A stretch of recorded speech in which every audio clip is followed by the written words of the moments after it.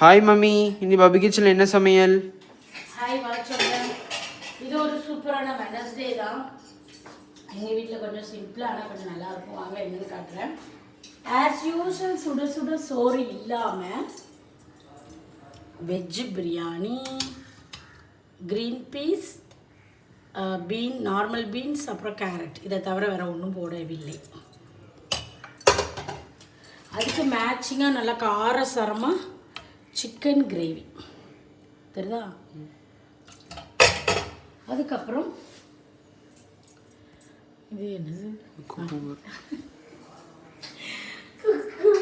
ரைத்தா போடுறதுக்கு கூட சோம்பேறி. ஏன்னா நான் வந்து பஹ்ரைனில் எனக்கு விடிகிறது, பிள்ளைகளை ஸ்கூலுக்கு அனுப்பிட்டு நான் 8:30க்கு படுக்கிறது, 12:30 12:45 தான் விடியும். ஆனால் இங்கே பிள்ளைகளுக்கு லீவு.